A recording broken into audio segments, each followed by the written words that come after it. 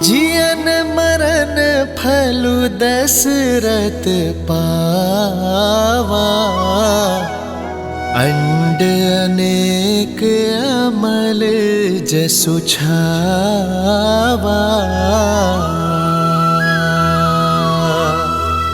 जियत राम विधु बदनु निहारा,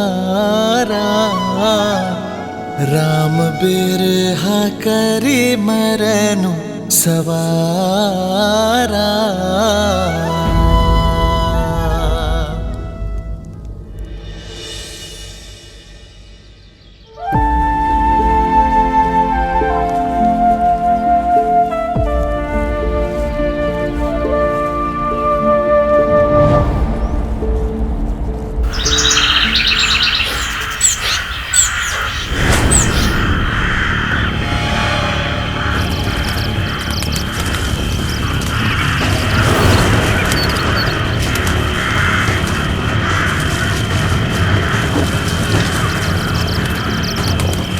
सावधान हो जाइए भैया, पंछियों का ये विचलित स्वर संकेत है कि अवश्य कोई अनिष्ट निकट है हमारे।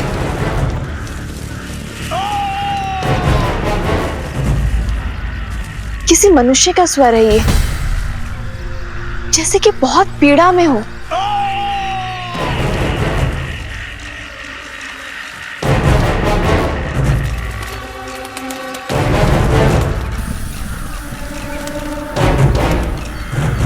लक्ष्मण,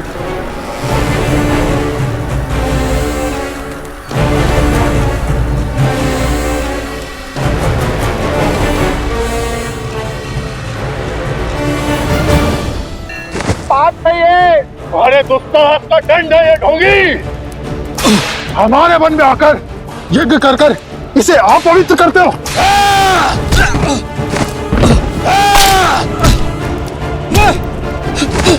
अब इस यज्ञ की अग्नि में जीवित जलोगे तुम।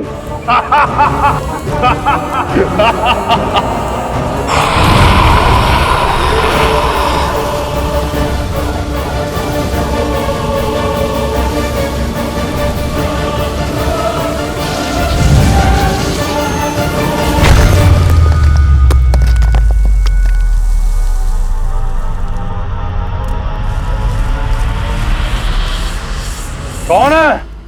सामने आ।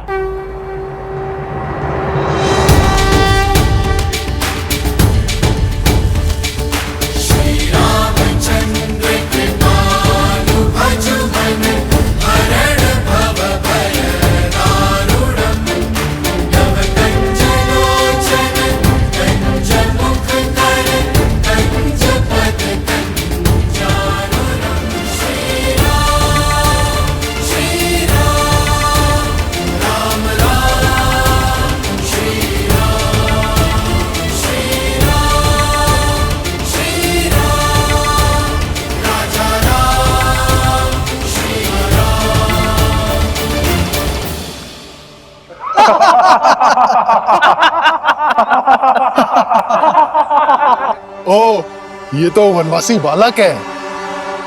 देखो, साथ में एक कोमल बालक और तरुणी भी है।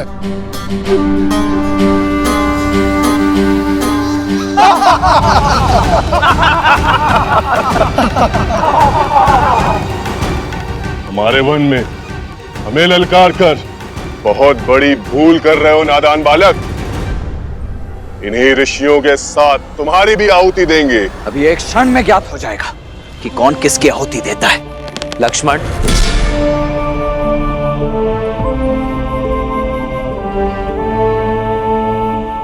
ये प्रहार केवल सावधान करने के लिए है, हिंसा या रक्तपात से कोई लाभ नहीं। मेरा सुझाव है इन संतों को मुक्त कर दो और जाओ यहां से। गंध, सुझाव में चेतावनी की गंध।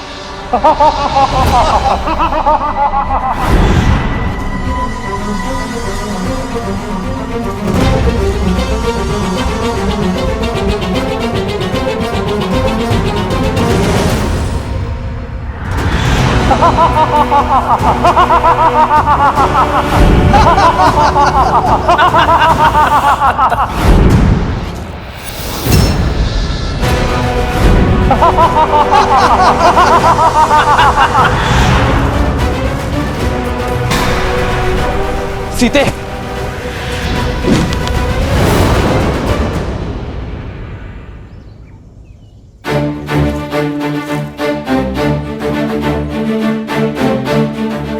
लक्ष्मण, भैया, भाभी, जाओ सीता। आइए भाभी।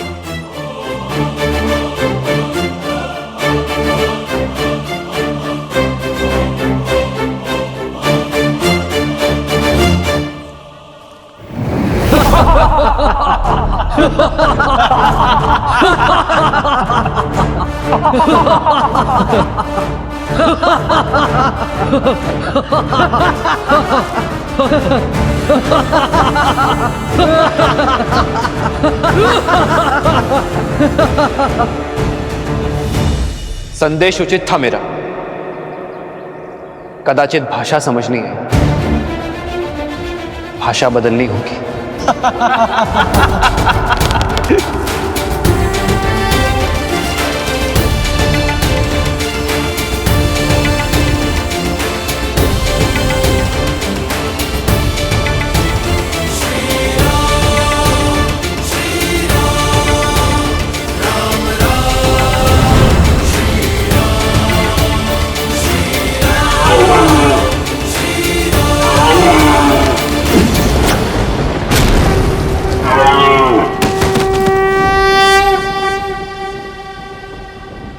भैया,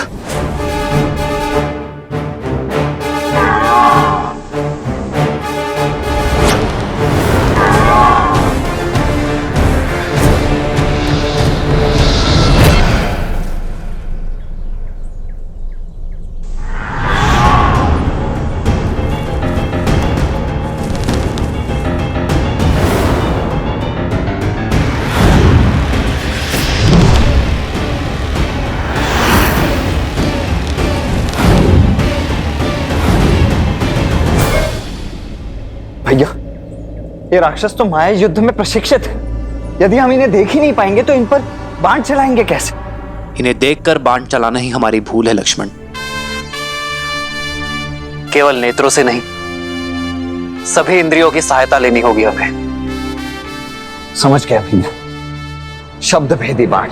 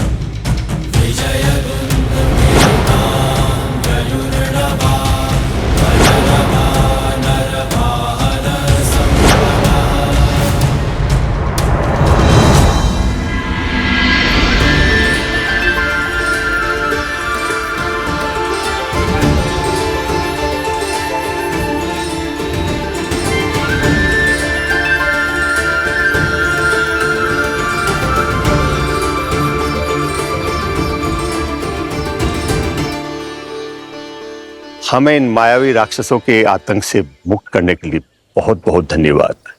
क्या हम हमारे तारणहार का परिचय जान सकते हैं? ऋषिवर, मैं अयोध्यापति दशरथ नंदन राम। राम, वही राम जिन्होंने ताड़का और अहिल्या का उद्धार किया, शिव धनुष भंग किया? जी हाँ ऋषिवर, वही दशरथ नंदन श्री राम। आज सारे तपों का फल मिल गया।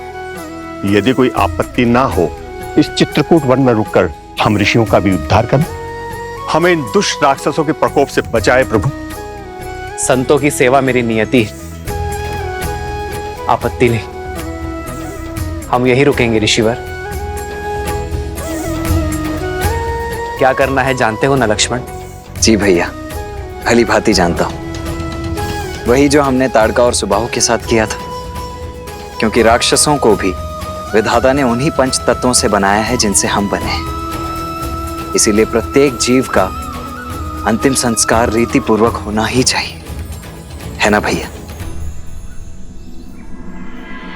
शोक बिकल सब रोवहीं रानी, रूप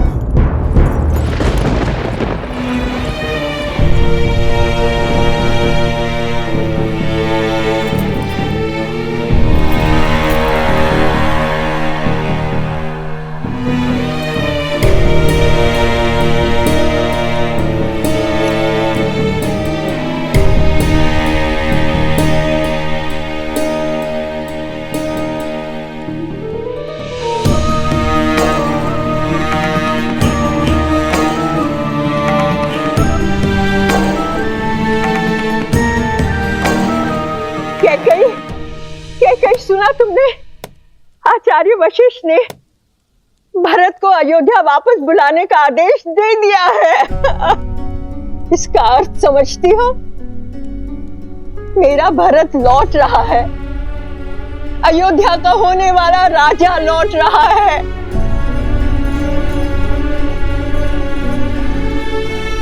किंतु ये सुनकर चिंता क्यों? चिंता उन प्रश्नों की है जो भरत के साथ आएंगे। कैसे मिलूंगी मैं उससे? क्या कहूंगी मैं उससे? कैसे समझाऊंगी मैं अपने भरत को?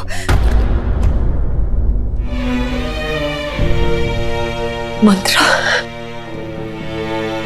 भावनाओं के ज्वार में मैंने कहीं कुछ अनुचित तो नहीं किया ना? अनुचित नहीं मेरी पुत्री कैकेयी, तुमने जो कुछ किया अपने भरत के लिए किया, उसके अधिकारों के लिए किया। किंतु अचानक ये क्या हो गया? क्या तुम अपने पुत्र को अयोध्या का नरेश बनते नहीं देखना चाहती? प्रश्नों की चिंता करोगी तो भरत का भविष्य खो दोगी कैकेयी। क्या तुम नहीं चाहती कि भरत अयोध्या के राज सिंहासन पर बैठे? उत्तर दो कैकेयी, चाहती हो कि नहीं? उत्तर दो। चाहती हूँ, मैं भी यही चाहती हूँ। हर माता की तरह मैं भी अपने पुत्र के लिए सर्वश्रेष्ठ चाहती हूँ। तो फिर ये विलाप कैसा, असमंजस कैसा? तुमने बिल्कुल ठीक किया मेरी पुत्री, बिल्कुल ठीक किया। सुना नहीं तुमने महाराज ने अपने अंतिम समय में क्या कहा था कि उनकी मृत्यु किसी श्रवण के पिता के श्राप से हुई है। तुम उसका कारण नहीं हो कैकेयी, किंतु अभी बहुत बड़ी परीक्षा शेष है। भरत के लौटने पर अपनी भावनाओं में मत बहना कैकेयी, संयम रखना। तुम्हारा मार्गदर्शन न केवल भरत का बल्कि पूरी अयोध्या का मार्ग प्रशस्त करेगा। किंतु महाराज का दाह संस्कार? पुत्र के बिना कैसा दाह संस्कार? महाराज के शरीर को तेल और औषधियों से लेपा जा रहा है। इसका अर्थ समझती हो कि भरत ही आकर उनका दाह संस्कार करेगा। समझ रही हो ना कैकेयी? कहीं ना कहीं पूरी अयोध्या ने यह स्वीकार लिया है कि उनका प्रारब्ध अब भरत के हाथ में है। नाव भरी नृप तनु राखा, दूत बोलाई बहुरी अस भाषा।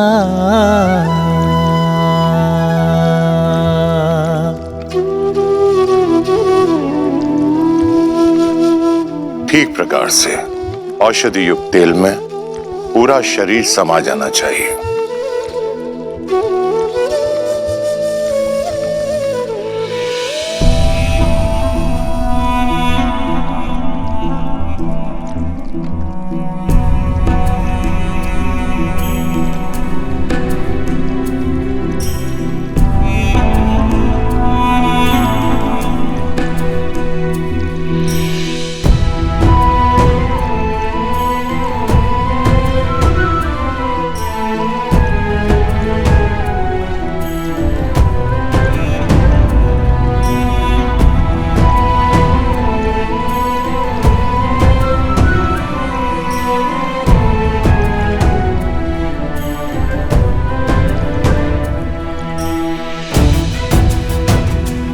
आपके दोनों वचन तो पूरे हो गए हैं ना? तो अब यहाँ पे क्या लेने आई हो? क्या अपनी लज्जा भी अपने पुत्र के साथ मायके भेज दी है? शांत हो जाओ सुमित्रा, शांत हो जाओ। क्षमा कीजिएगा दीदी, किंतु अयोध्या के प्रारंभ में ये पीड़ा नियति ने नहीं,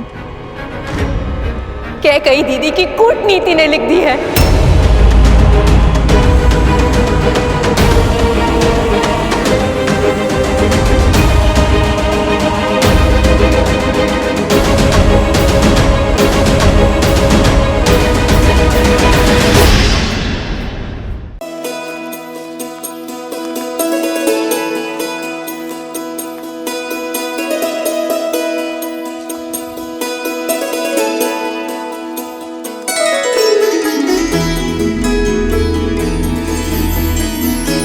ऋषि भारद्वाज ने उचित मार्ग दिखाया है। हमें चित्रकूट में ऋषियों की सेवा और सहायता दोनों का लाभ मिलेगा। वनवास का इससे अधिक सदुपयोग और क्या होगा आर्य? और फिर ये स्थान भी कितना रम्य है। भैया, भाभी, यदि आप दोनों की इच्छा हो तो मैं आपके लिए यही कुटिया बना दूं। अवश्य लक्ष्मण, किंतु सावधान रहना। ये वन हमें आश्रय दे रहा है अपना घर बनाने के लिए। हमें किसी और का घर नहीं तोड़ना है लक्ष्मण। किसी भी जीव, जंतु, पंछी, प्राणी को हानि नहीं होनी चाहिए। हमें प्रकृति में प्रकृति का अंग बनकर रहना है। जो आ गया भैया।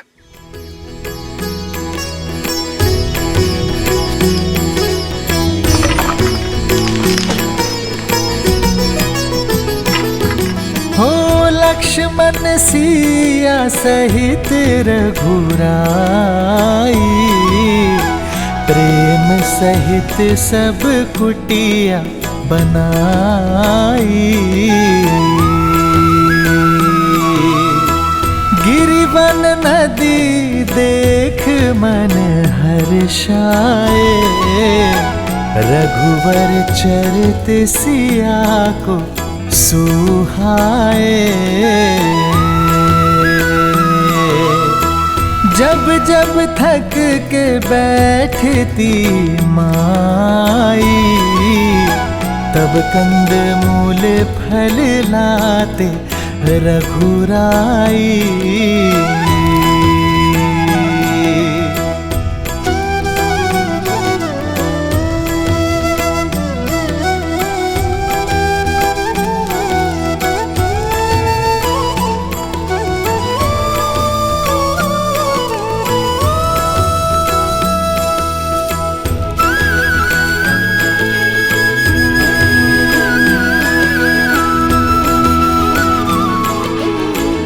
आपका एक अंश, एक मुट्ठी माटी मैं अपने साथ ले जा रहा हूं मां।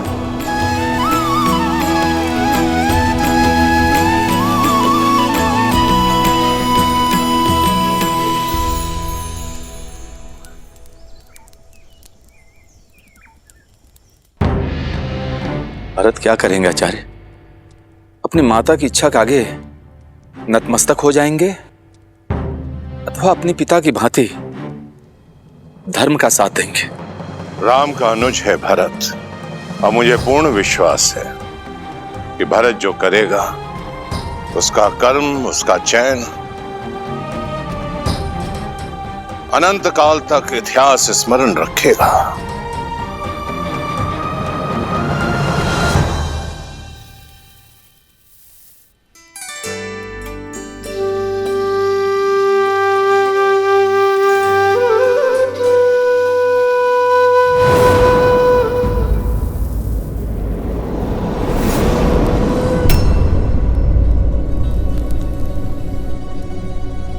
क्या हुआ भैया?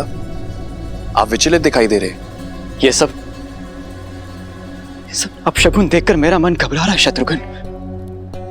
न जाने क्या अनर्थ होने वाला है। आप भी ना, ये दिया तो पवन के झोंके से बुझ गया, और ये सब केवल संयोग है, अपशकुन नहीं। नहीं शत्रुघ्न, केवल एक घटना संयोग हो सकती है।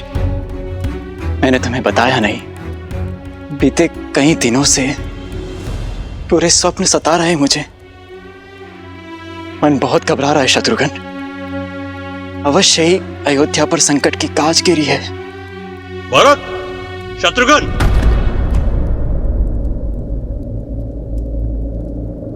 अयोध्या से कोई दूत आया है।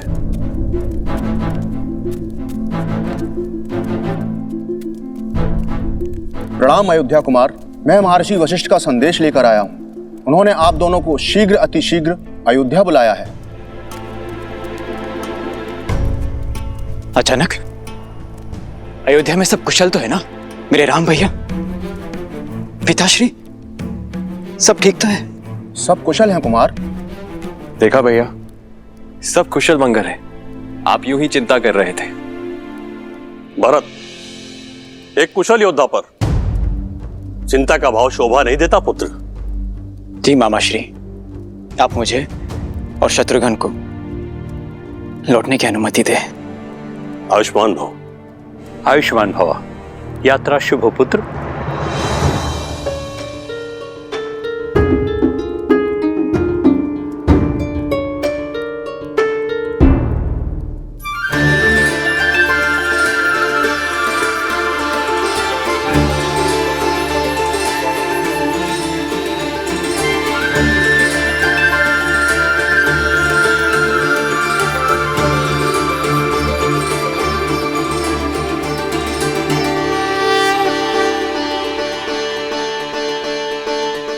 अद्भुत लक्ष्मण, बहुत सुंदर कुटिया बनाई है तुमने। आशा नहीं थी ये भी कला है तुमने। धन्यवाद भैया।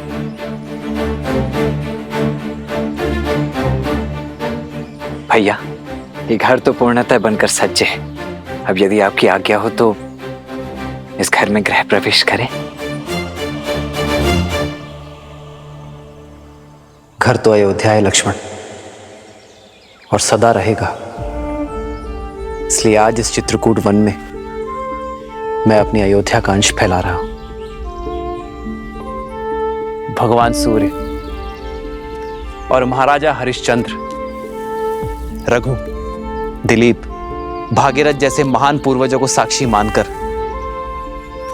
मेरे पिताश्री महाराज दशरथ और 3 माताओं को साक्षी मानकर हम इस कुटिया में प्रवेश करेंगे।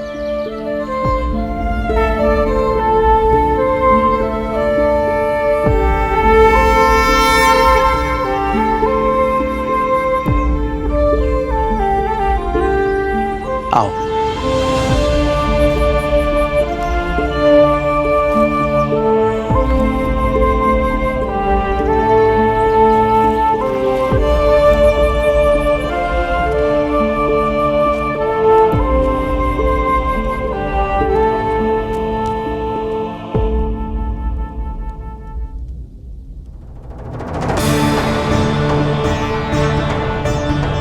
मेरे अयोध्या की पावन माटी, अयोध्या का मान, सम्मान और संस्कार की सूचक है आप। सदा धर्म के पथ पर चलने के लिए मेरा मार्गदर्शन करती रहना। अयोध्या की याद आ रही है ना भैया? नहीं लक्ष्मण, न जाने क्यों मेरा मन भारी हो रहा है।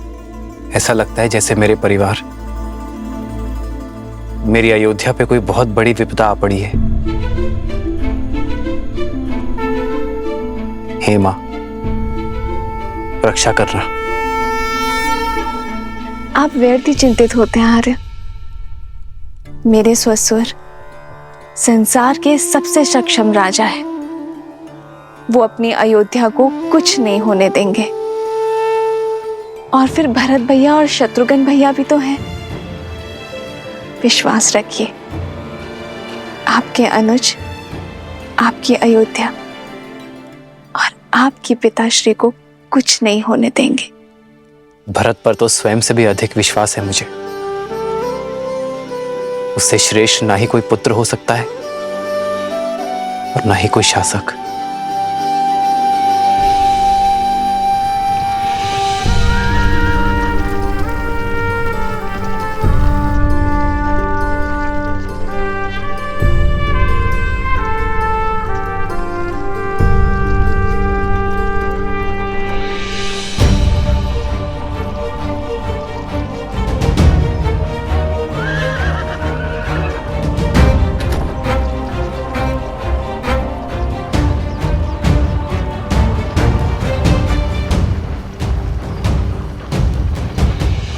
अयोध्या में पहली बार कोई स्वागत नहीं, मांडवी। जिन आंखों में सदा प्रेम और सम्मान देखा, आज उन्हीं आंखों में घृणा। अवश्य कुछ तो अनिष्ट हुआ है। सारथी रथ की गति बढ़ाओ, मुझे तुरंत राम भाई और पिताश्री से मिलना है।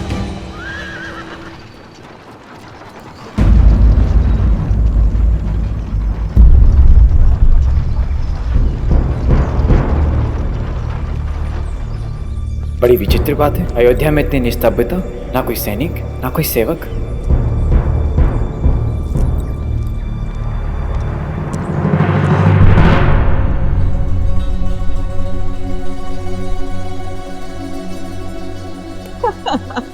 प्रतीक्षा की घड़ी समाप्त हुई। हमारा भरत आ गया। कैकेयी, भरत, मेरा भरत। रुको रुको कैकेयी, ये आंसू लेकर जाओगी भरत के पास? अपने आप को संभालो कैकेयी, माता धन को समझो। भरत को अपने समर्पण, अपने प्रेम के मोल और मांगे हुए वचन का महत्व समझाओ। समझी कैकेयी? अयोध्या में भरत की भेंट सबसे पहले मुझसे होनी चाहिए। जाओ, अगर मुझसे पहले भरत ने अपने पिताश्री के मृत शरीर को देख लिया तो ना वो मेरी बात सुनेगा, ना जो मैं कहना चाह रही हूं वो समझने की कोशिश करेगा। जाओ, शीघ्र करो। हाँ।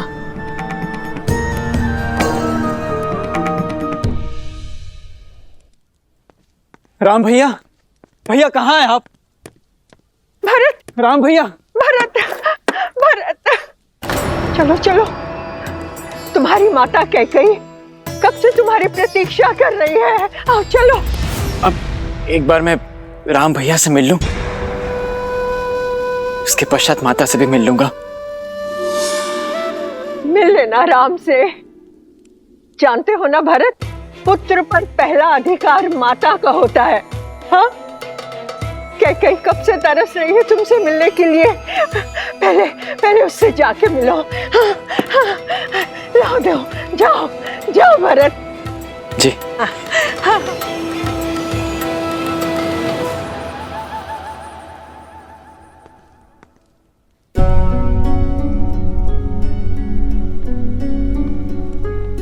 माता, आप कैसी हैं?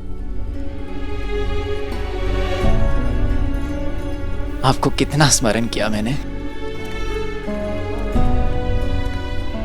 और जानती हैं आप मां,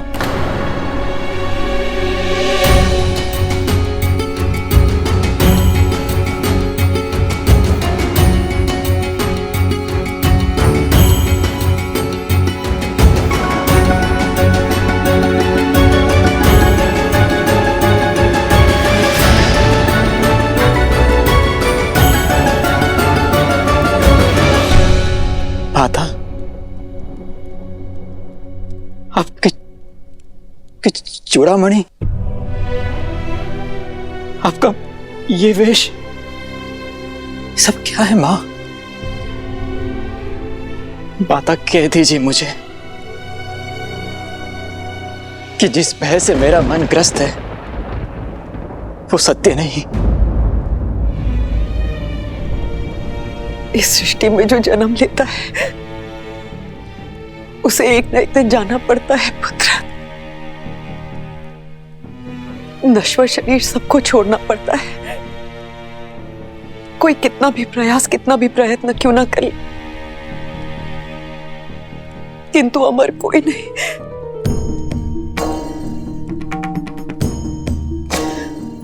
आप मुझे स्पष्ट सत्य कहिए मां। तुम्हारे पिताश्री महाराज दशरथ ये सत्य यथार्थ कर हमें सदैव के लिए छोड़कर चले गए।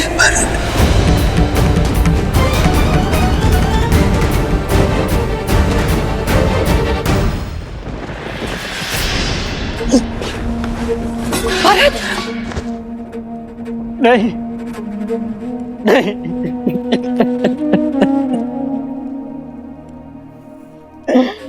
यह संभव है, यह संभव है। भरत, क्यों पिताश्री, क्यों आपने मेरा दायित्व भैया को नहीं सौंपा? क्यों आपने अपना ये कर्तव्य नहीं निभाया और मुझे अनाथ करके चले गए? और मैं अभागा, अंतिम समय में उनके समीप न रह सका।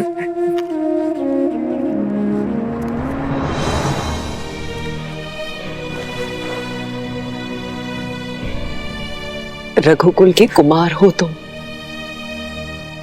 एक योद्धा हो, एक वीर पुरुष को यूं आंसू बहाना शोभा नहीं देता। भरत, अभी तो बहुत बड़े बड़े दायित्व निभाने हैं तुम्हें, बहुत बड़े बड़े। माँ, क्या पिताश्री ने अंतिम समय मेरा स्मरण किया था?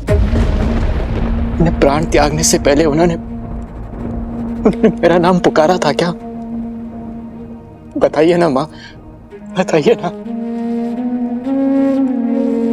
अवश्य ही पुकारा होगा। उससे बहुत स्नेह करते थे वो। तुम्हारे पिता की स्नेह की डोर सिर्फ राम से जुड़ी थी। अपनी अंतिम श्वास तक राम का ही स्मरण करते रहे। राम नाम रटते रटते अपने प्राण तक त्याग दिए उन्होंने। क्या भैया का स्मरण करते हुए प्राण त्याग दिए? अर्थात भैया भी यहां नहीं थे। माँ, भैया कहाँ थे? मैंने पूछा, माँ भैया कहाँ हैं?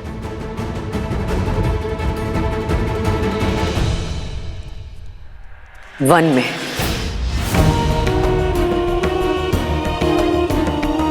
क्या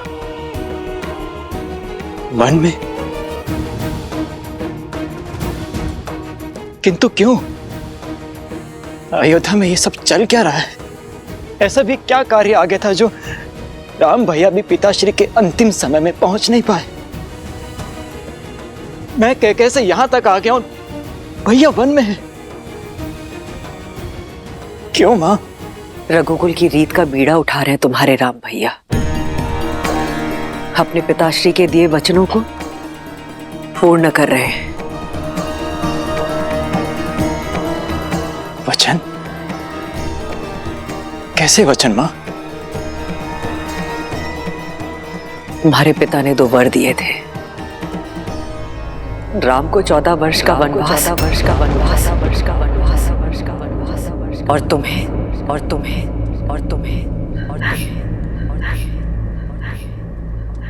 अयोध्या का सिंहासन।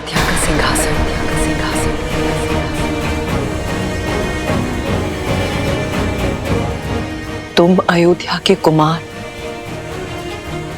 अर्थात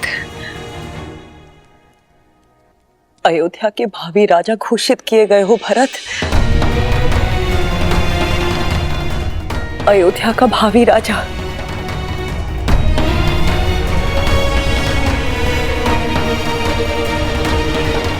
ये समय आंसू बहाने का नहीं है भरत। एक वीर राजा की भांति अपने दायित्व निभाने का है। अपनी प्रजा पर अपनी छाप छोड़ने का है। एक वीर प्रबल योद्धा बनो और अपने सारे दायित्व निभाओ भरत। सत्य कहा मां आपने। अब समय आ गया है अपने दायित्वों को निभाने का, अपनी प्रजा पर छाप छोड़ने का। इस अयोध्या में जो काली मां फैली है उसे मिटाने का। इस राजमहल में जो कुचक्र रचा गया है उसे कुचलने का। मां,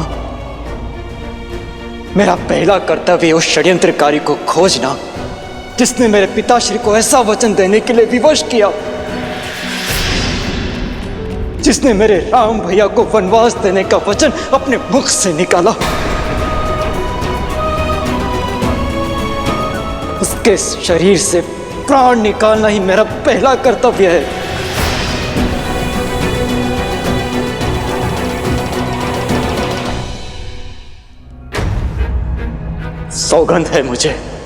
सौगंध है मुझे अपनी अयोध्या की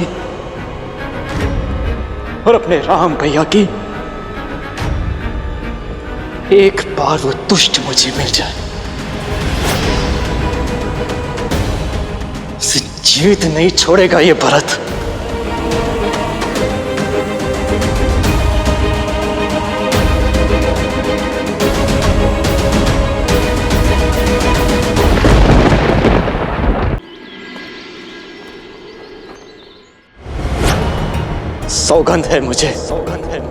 सौगंध है मुझे अपनी अयोध्या की और अपने राम भैया की। एक बार वो दुष्ट मुझे मिल जाए, उसे जीवित नहीं छोड़ेगा ये भरत।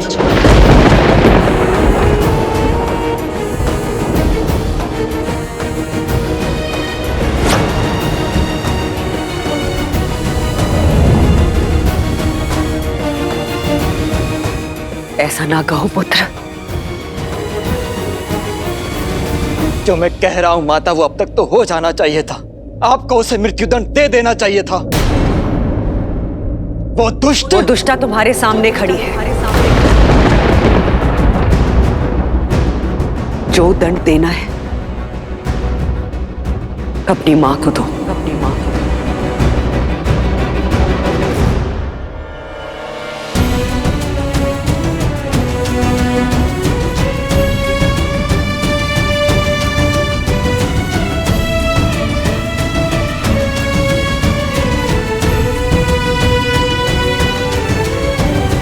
समरासुर युद्ध के समय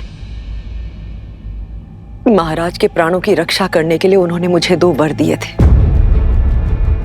जो मैं जीवन में कभी भी उनसे मांग सकती थी। और आपने ये वर मांगा? ये हीन विचार आपके मन में आया? सत्य कहना मां, ये भयानक विचार मेरी मां के मन में आया? तुम्हारी माता हूं, इसलिए विचार आया।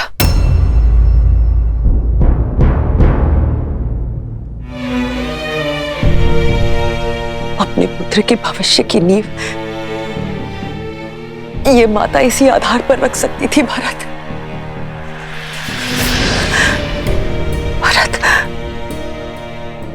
तुम बहुत सरल हो, राजनीति नहीं समझते हो। तुम्हारे जाते ही महाराज ने कौशल्या के पुत्र राम को अयोध्या का राजा घोषित कर दिया था। मेरे भरत के जाते ही राम का मार्ग निष्कंटक कर दिया था। मेरे भरत के साथ अन्याय किया था, किंतु मैंने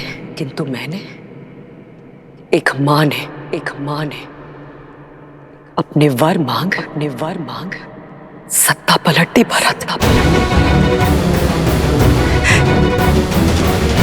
केवल तुम्हारे लिए पुत्र। मत कहो मुझे पुत्र कह गई।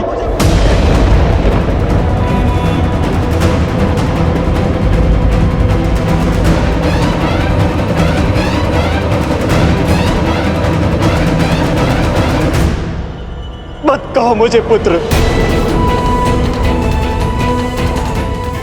जो शब्द मुझे अमृत सा मीठा लगता था, आज वही शब्द विष की तरह मेरे कानों में चुभ रहा है। ये पाप करके तुमने मुझे अपनी ही दृष्टि में गिरा दिया। सोच भी कैसे लिया श्री राम की परछाई ये भरत छल से छीना हुआ सिंहासन स्वीकार कर लेगा। यही भय तो सदैव सताता रहता था मुझे कि तुम कहीं राम की परछाई बनकर न रह जाओ। अपनी भावनाओं में बहकर भविष्य की आहुति मत दो भरत। आहुति तुमने दी है अपनी ममता की, लालच के कुंठित यज्ञ में। स्मरण रखना, अब से इस संसार में कोई भी अपनी पुत्री का नाम कैकई नहीं रखेगा।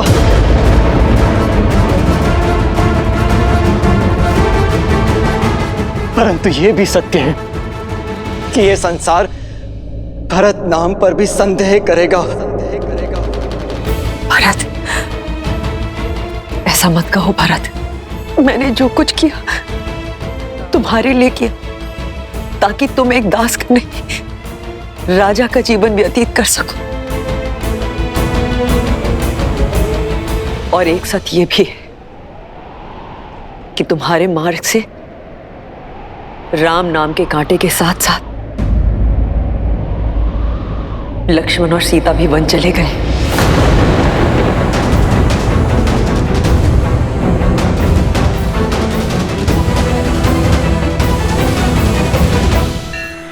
अद्भुत! लक्ष्मण और माता सीता को भी तुमने वन भेज दिया। अरे तुम नारी हो या राक्षसी, अपने पुत्रों और कुलवधु को तुमने संन्यास दे दिया। और इसी शोक में मेरे पिता भी। नहीं भरत, ये केवल एक संयोग था। झूठ! ये कोई संयोग नहीं, षड्यंत्र था तुम्हारा कैकई। मेरे पिता की मृत्यु का कारण तुम्हारे वचनों का भार था। तुमने मारा है उन्हें। ये लांछन मुझ पर मत लगाना भरत। लांछन मैं नहीं, ये संसार लगाएगा तुम पर कैकई। और उस कलंक का बोझ मैं ढोऊंगा। तुमने एक नहीं, दो पुत्रों की ममता को छला है। जिन राम ने तुम्हें अपनी जननी से ऊपर माना, उन्हें छला। और जिस पुत्र भरत को तुमने जन्म दिया, उसके जीवन को कलंकित कर दिया तुमने। ऐसी होती है माता, ऐसी। कहते हैं कि एक पुत्र कुपुत्र हो सकता है, किंतु एक माता कुमाता नहीं हो सकती। नहीं भरत। पर कैकई तुम इतिहास की पहली ऐसी माता हो जिसने कुमाता होना चुना।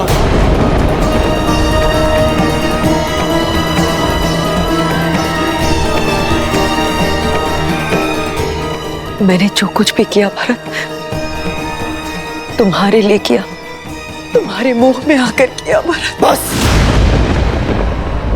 बस। माता पिता का कर्तव्य अपनी संतान को उचित मार्ग देना होता है, वन का मार्ग देना नहीं। इस पाप का कलंक मिटाने में मेरा संपूर्ण जीवन कम पड़ जाएगा। नहीं भरत। तुम्हारे कारण मेरे राम भैया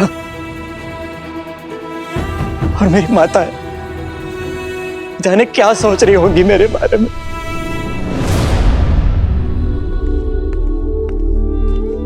केवल मैं हूं तुम्हारी माता। मां शब्द का अपमान मत करो कैकई। मन तो करता कि इस रास्त्रों में तुम्हारा सर धड़ से अलग कर दूं।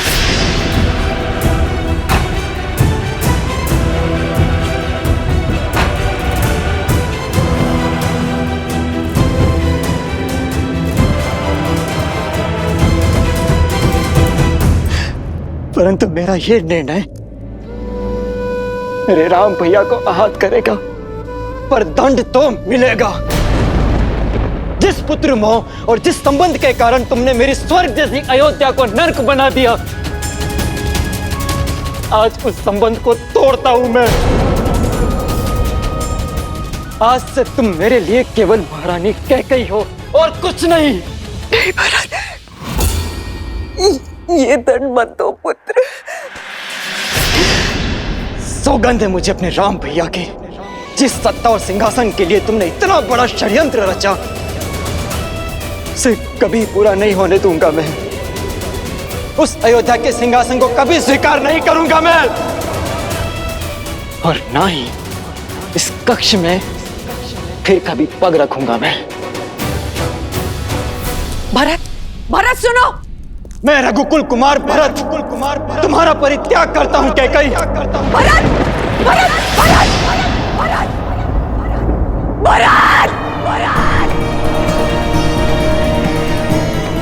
ये मैंने क्या कर दिया? ये मैंने क्या कर दिया? भरत, मुझे क्षमा कर दो भरत।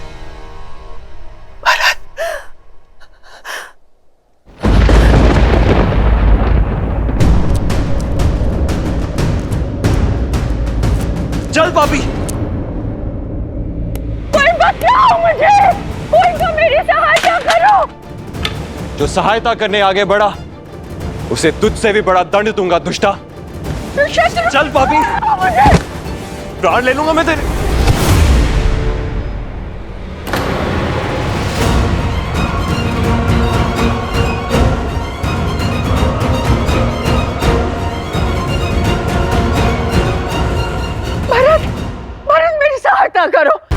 मेरी सहायता करो भरत। हट जाइए भैया, इस दुष्टा को आज मेरे हाथों से कोई नहीं बचा सकता। शत्रुघ्न,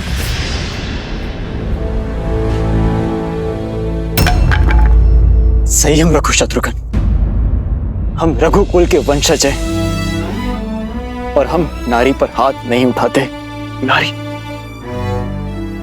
नारी ऐसे नहीं होती है भैया। नारी के वेश में एक राक्षसी है ये। शत्रुघ्न, आप नहीं जानते भैया, इसी ने हमारे राम भैया को, माता सीता को और लक्ष्मण भैया को वन भेजा है। षड्यंत्र के इस धागे की एक छोर को महारानी कैकेयी ने भी थामा है शत्रुघ्न। दंड तो उन्हें भी मिलना चाहिए। स्मरण रहे, यदि हमने मर्यादा भंग की तो भैया राम की दृष्टि में अपराधी बन जाएंगे, त्याग देंगे वो हमें। तो क्या इसे ऐसे ही छोड़ दे भैया? ये दुष्टा मृत्युदंड की भागी है। अपराधी को क्या दंड दिया जाए, यह निर्णय एक राजा का है।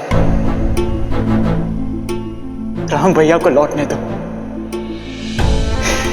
इसके पाप का दंड वही निश्चित करेंगे। और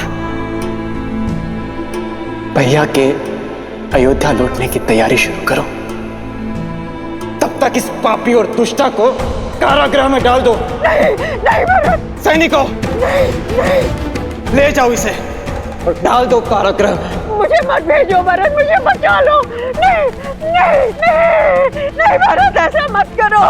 मैं रह जाऊंगी। मुझे बचा लो भरत, मुझे बचा लो, मुझे बचा लो। हमारे राम भैया मर्यादा के पर्याय हैं, किंतु समझ नहीं आता भैया, लक्ष्मण भैया ने अपराधियों को दंड क्यों नहीं दिया? क्यों वो चुपचाप वन चले गए? क्यों भैया, बताइए।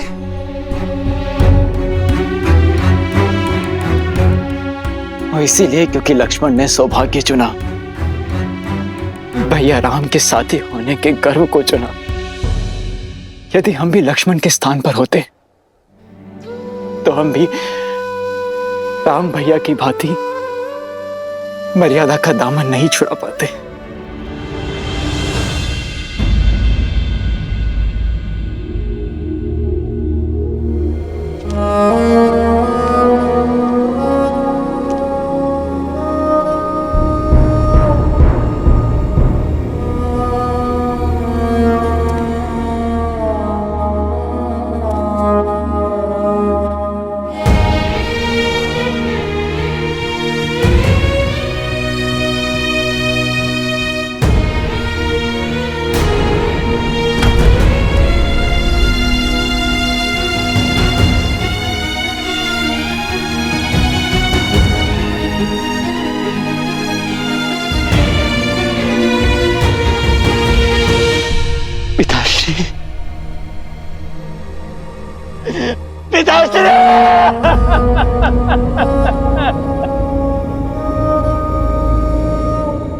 अनाथ करके नहीं जा सकते हमें।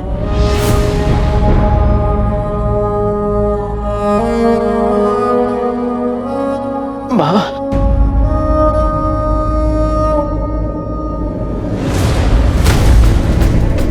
भरत, भावी राजा को इस प्रकार प्रलाप करना शोभा नहीं देता।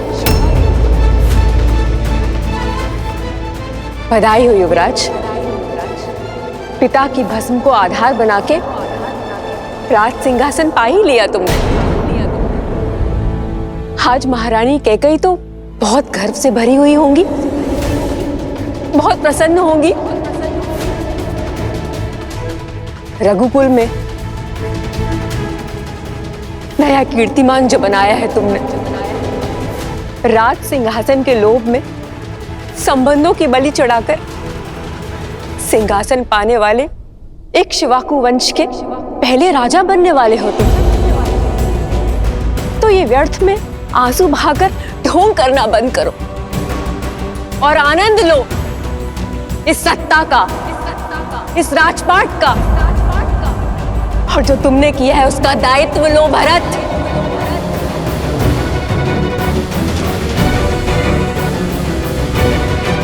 नहीं मां, ऐसा मत कहिए।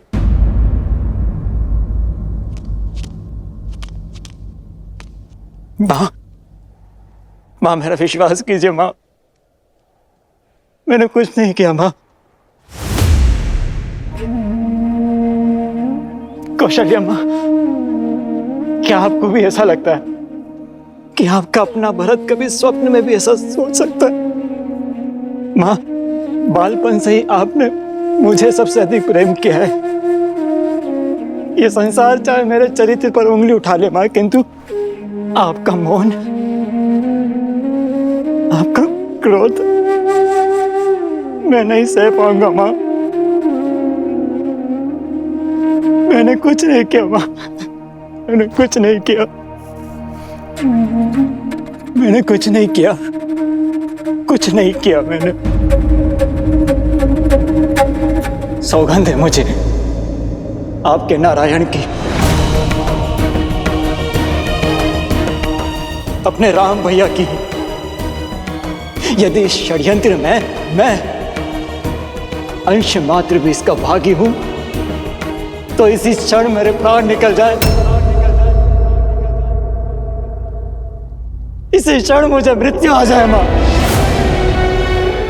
विश्वास कीजिए, मेरा कुछ नहीं किया मैंने, कुछ नहीं किया मैंने।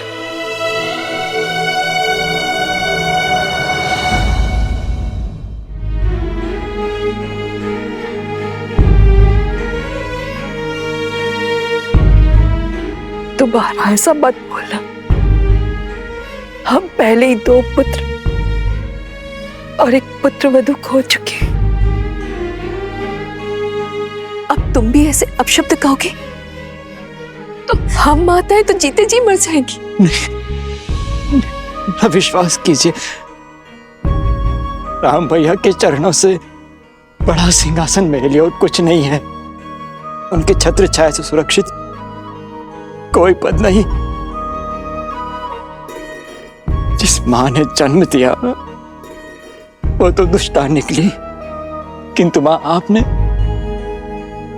राम भैया को जाने की अनुमति ही क्यों दी? मां की ममता ने प्रयास किया था, बहुत समझाया था मैंने, पर तुम तो राम को जानते हो ना।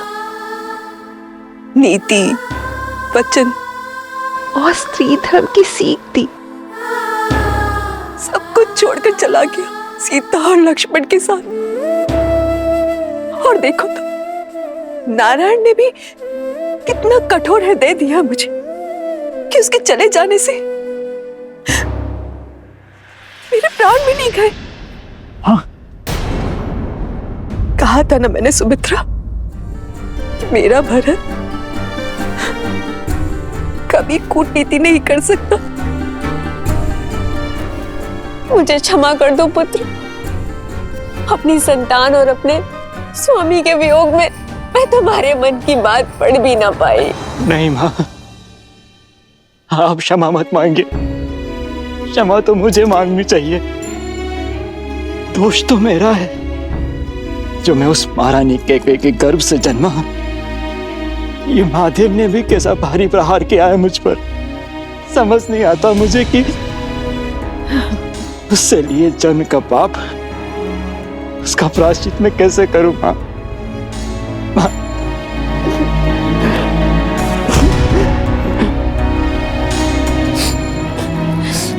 मां, मां।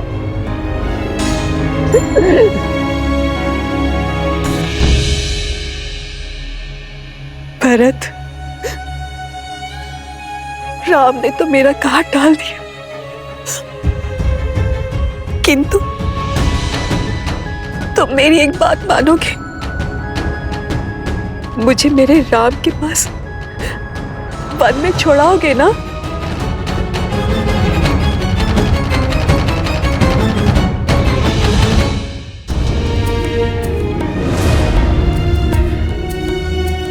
नहीं मां, कदापि नहीं, क्योंकि ना तो ये न्याय है और ना ही ये प्रायश्चित। मैं आपको वन में लेकर नहीं जा सकता मां।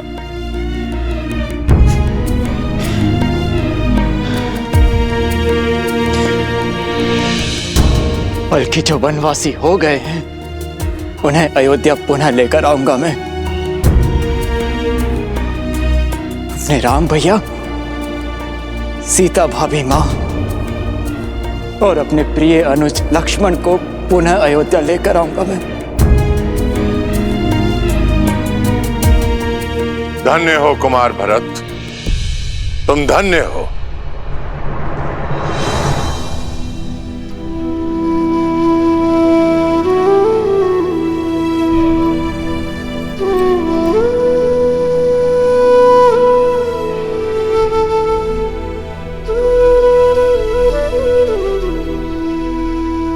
संसार भाग्य पाने के लिए धर्म को पीछे छोड़ जाता है, परंतु तुम धर्म का पीछा करते करते भाग्य को त्याग रहे हो।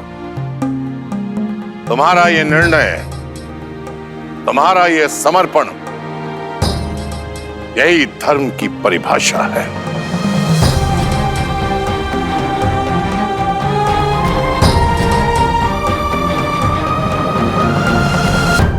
जो समय चला गया उस पर रोने का नहीं, पर जो हाथ में है उसे संभालने का है। अपने दायित्व को निभाने का है। अपने आंसू पोंछ लो पुत्र, और अपने पिता महाराज दशरथ के अंतिम संस्कार की तैयारी आरंभ करो।